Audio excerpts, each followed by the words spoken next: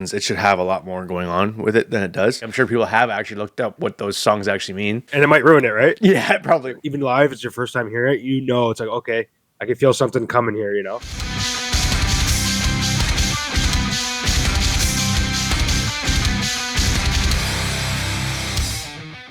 Here we are, back for a new session. So today, it's going to do a whole mystery bag. It's back to the old standards. Let's get right to it. So just picking random, underrated songs. And it looks like for these, the ones we're doing today, I think all four of these are pretty, I don't know about Oni, I guess, but yeah, the other three are popular bands. In a way, still in a way, like Oni in this case, I think should count somewhat toward like that, where it should be way more popular than it is, I think.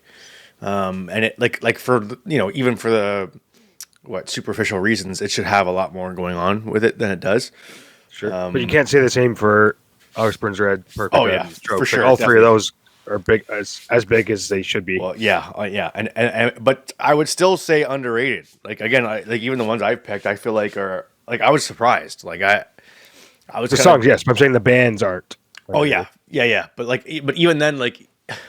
Even these songs for me are surprisingly under. Like I was worried that either of these would be not underrated enough, and then looking into it, I'm like, geez, like I don't know. It surprised me. I was still surprised. That these I was kind of surprised too with the two I picked for ABR and Parkway Drive. It's like the bands are so big. I assumed it would be difficult to find the underrateds, but like both of these songs have been on my playlist since high school, type of thing. Always jammed them, and I was surprised to realize that they were actually underrated. I also did ABR and Parkway because for me at least they're kind of like one and the same sort of. I don't want to oversimplify it, but like for me they're very similar. They kind of were the originals in this sort of way of going with the metal. Both amazing live, both good audiences, good crowds. They got a little ABR got a little bit like MySpacey sceney a little bit there for a bit. I guess so did Parkway. Mm-hmm. Who cares? Whatever, as long as the support's there. All right, so let's get into it. So this first one, we're going to do 11th Hour, August Burns Red. So it's not the number 11th Hour. It's spelled out 11th Hour, so it's not spelled exactly like Lamb of Gods. Yeah. Might be a reason it got overlooked back in the day, although you think you'd get more attention for that. But yeah. 200 and whatever thousand views is very little for ABR. I mean, they're getting... Is there like any link towards the Lamb of God 11th Hour? I don't think so. Are the lyrics similar at all? I think it was similar timing, I believe. Well, I guess this would have been a little bit after. Yeah. 2003. Oh, yeah. Lamb of God. It was close. Yeah, it's close enough. But this is early ABR. Same with the Parkway one. This is like just early on, everyone just figuring out who these guys were. Yeah.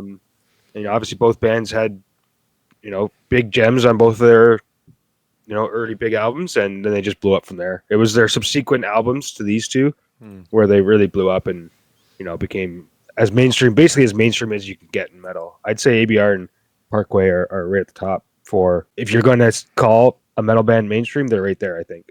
Yeah, I never really listened to Parkway Drive. August Burns Red, we've seen them a couple times live, I think. You've seen both, yeah. Yeah. I think I vaguely remember Parkway Drive, but not for the band. We'll talk about that when we get to that one. I got a story for the Parkway Drive one. I think I vaguely remember Parkway Drive, but not that well. I think we must have seen the August Burns Red more than once, because I think I vaguely remember more than one concert of theirs. But yeah, so what brings us you to this one though? Like what?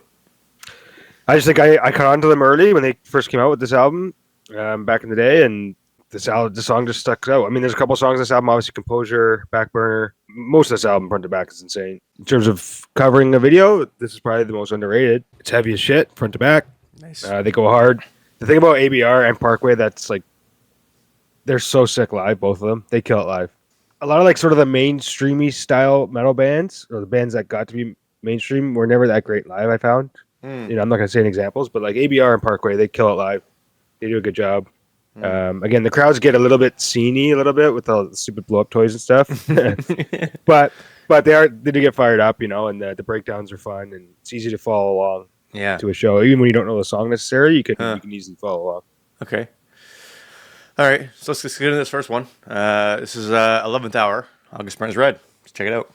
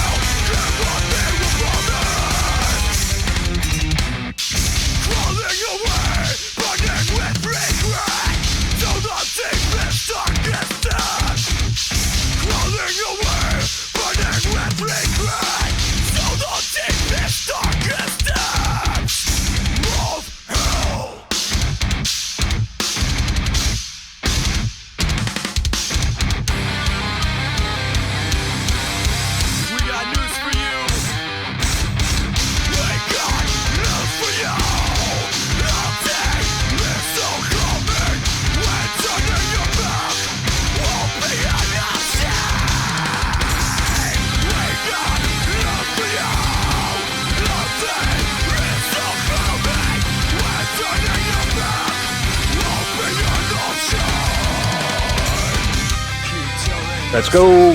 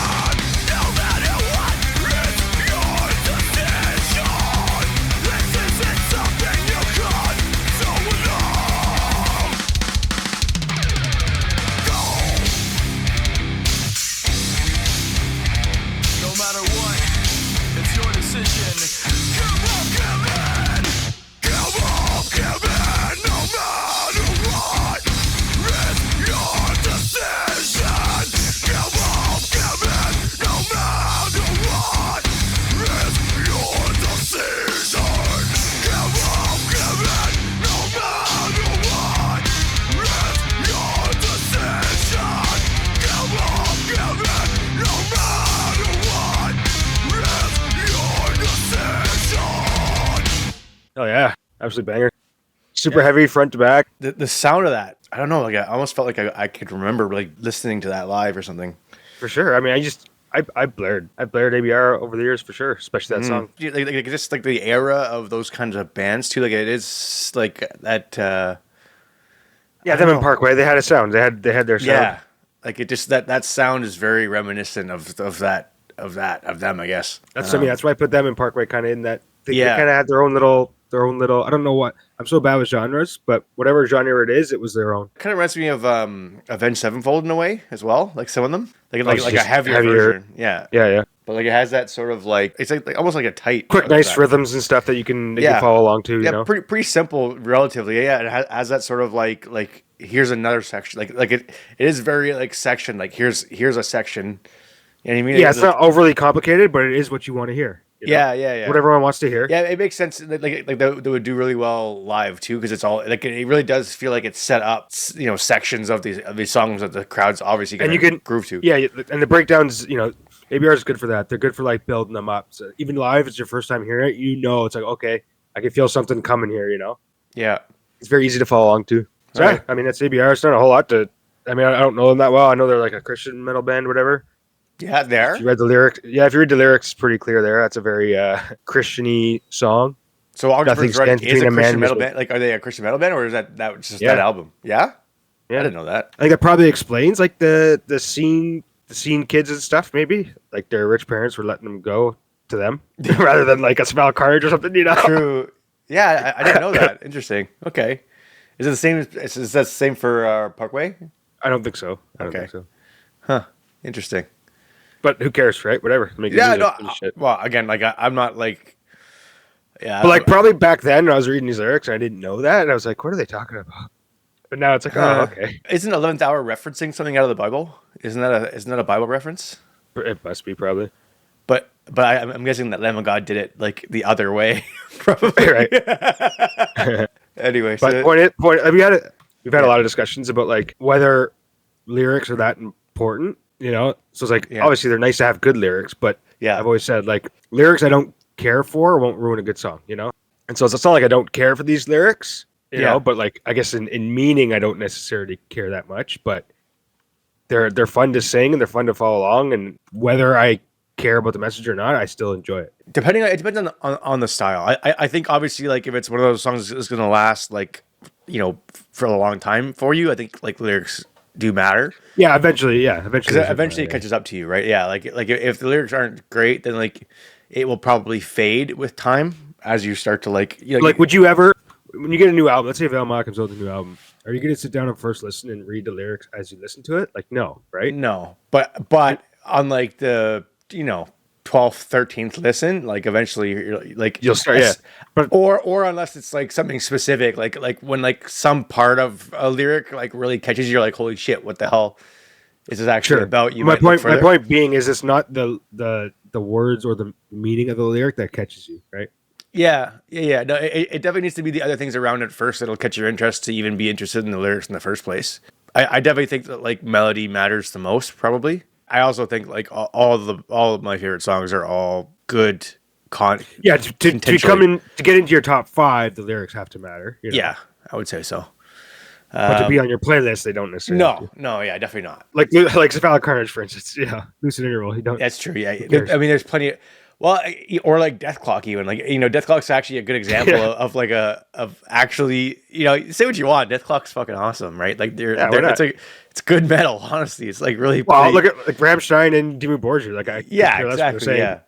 Even that, I wouldn't be surprised if most people actually looked up. I never have, but like I'm sure people have actually looked up what those songs actually mean. And it might ruin it, right? Yeah, it probably would. You don't want to risk it. Does it matter? No, just leave it. Do you want to risk what the song's actually about? Yeah, it's true. Yeah.